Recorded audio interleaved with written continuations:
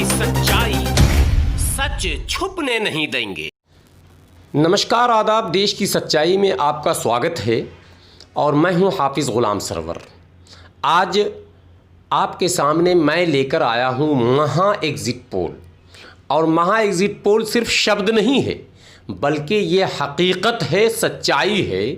और ये इसलिए मैं कह रहा हूं कि पिछले 24 घंटे से लगातार जो एग्ज़िट पोल आपको दिखाए जा रहे हैं विभिन्न चैनलों में और विभिन्न माध्यमों से, उस एग्ज़िट पोल में बहुत बड़ी कमी दिख रही है।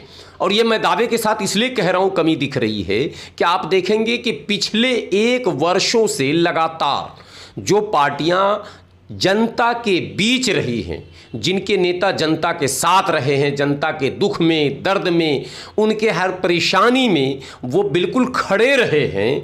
और वो पार्टियां जिन्हें एक ख़ास वर्गों का बहुत बड़ा समर्थन प्राप्त है, इन एग्ज़िट पोल में उन तमाम पार्टियों के अस्तित्व को नकार दिया गया है।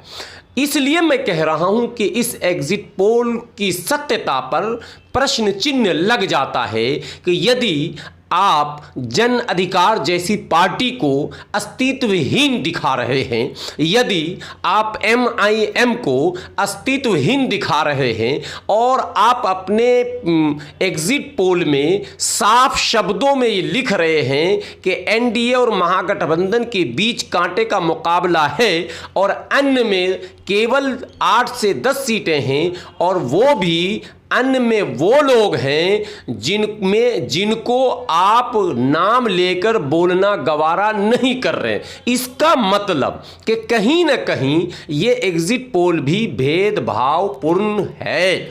अब मैं आपको जो एग्ज़िट पोल आज दिखाने जा रहा हूं, ये मेरा निजी सर्वे है और देश की सच्चाई की टीम ने भी लगातार पूरे चुनाव को कवर किया है। अलग अलग ज़िला में जाकर, अलग अलग विधानसभाओं में जाकर, अलग अलग गांवों में जाकर और चौक चौराहों पर और चाय की दुकानों पर भी सर्वे किया है। और इन तमाम सर्वे और तमाम लोगों से बात करने के बाद और आज पूरे दिन चुनाव के बाद भी, अंतिम चरण के चुनाव से लेकर आज शाम 7 बजे तक लगातार लोगों से फ़ोन के माध्यम से और दीगर तमाम माध्यमों से बात करने के बाद देश की सच्चाई की टीम इस नतीजे पर पहुंची है कि कांटे का टक्कर तो ज़रूर है, लेकिन इसमें किंग मेकर भी है, जिस किंग मेकर की भूमिका को तमाम मीडिया नकार रही है। लेकिन देश की सच्चाई चूंकि सच दिखाना चाहती है, इसलिए इस किंग मेकर की भूमिका को किसी भी कीमत पर नकारा नहीं जा सकता है और हम नहीं नकार रहे हैं।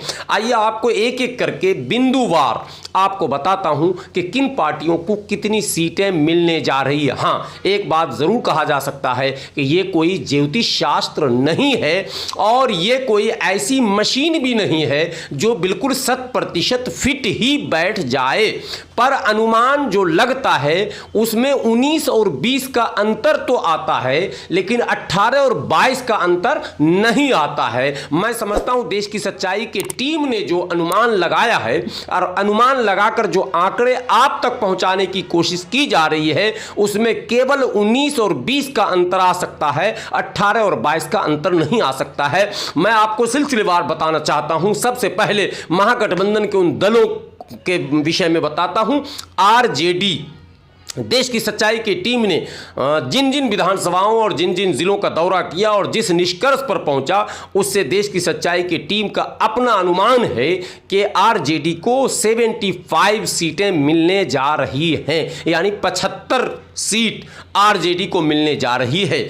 RJD की सहयोगी कांग्रेस है, कांग्रेस को 30 सीटें मिलने जा रही हैं। ये देश की सच्चाई की टीम का आंकड़ा है और अनुमान है। CPI-ML जो महागठबंधन की सहयोगी पार्टी है, उसे 8 सीटें मिलने का अनुमान है। CPM जो महागठबंधन की सहयोगी पार्टी है, उसे 2 सीट और CPI को भी 2 सीट मिलने का अनुमान लगाया जा रहा है। कुल मिलाकर महागठबंधन को 117 सीटों पर जीत होता हुआ नज़र आ रहा है, यानी कि 117 सीटें जीतने में सफलता प्राप्त कर सकती हैं। यह महागठबंधन का आंकड़ा है। अब उसके विपरीत आप आए एनडीए के घटक दलों का मैं आपको विस्तृत ब्यौरा दूं। जेडीयू, जनता दल यूनाइटेड 59 सीटों पर बढ़त बनाए हुए है और जीतने की संभावना है। बीजेपी 52 सीटों पर बढ़त बनाए हुए है और जीतने की संभावना है।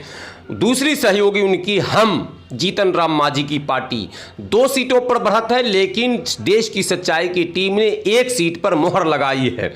वीआईपी पार्टी को भी 1 सीट पर मुहर लगाई गई है और कुल मिलाकर यह आंकड़ा 113 का बनता है, यानी कि महागठबंधन भी सत्ता की रेस से फिलहाल कुछ दूर दिख रही है और एनडीए भी सत्ता से दूर दिख रही है और दोनों को स्पष्ट बहुमत मिलता नजर नहीं आ रहा है। अब आप कहेंगे कि फिर सरकार बनेगी कैसी? तो सरकार जो है वो बनेगी ऐसे कि सत्ता की चाबी उन दलों के पास है, उस गठबंधन के पास है जिस गठबंधन को तमाम मीडिया ने नकारने का काम किया। जी हां, आपको पता होगा तीसरा और चौथा भी गठबंधन बिहार में चुनाव लड़ रहा था। ओवैसी साहब और उपेंद्र कुशवाहा का गठबंधन जो था, जिसे माने ग्रांड डेमोक्रेटिक अलायंस के नाम से आप जानते थे, उसमें जो अनुमान हम लोगों का लगा है, जो देश की सच्चाई की टीम तमाम जगहों से बात करके जिस नतीजे पर पहुंची है, उसमें MIM ओवैसी साहब की पार्टी MIM को 7 सीटों पर बढ़त हासिल है। जी हां, यह आपके लिए चौंकाने वाला जरूर होगा, लेकिन देश की सच्चाई की टीम का मानना है कि 7 सीटों पर MIM को बढ़त हासिल है और जीतने की संभावना है। वहीं उनके सहयोगी दल RLSP को 2 सीटों पर बढ़त है और दोनों सीटों पर जीतने की संभावना है। और दूसरा घटक दल जो था, एक बड़ा मजबूत नेतृत्व था बिहार में, जो कम से कम 1 से 2 वर्षों से लगातार जो नेता जनता के बीच काम कर रहे थे, जिसे तमाम एग्जिट पोल करने वालों ने बिल्कुल ही नकार दिया। जी हां, मेरा इशारा पप्पू यादव की पार्टी जन अधिकार पार्टी पर है। जन अधिकार पार्टी को 2 सीटों पर बढ़त हासिल है और जीतने की संभावना है। वहीं LJP को भी 2 सीटों पर बढ़त हासिल है और उसे भी जीतने की संभावना है। और ये कुल मिलाकर जो है 7, 2, 9, 2, 11, 2, 13 होता है।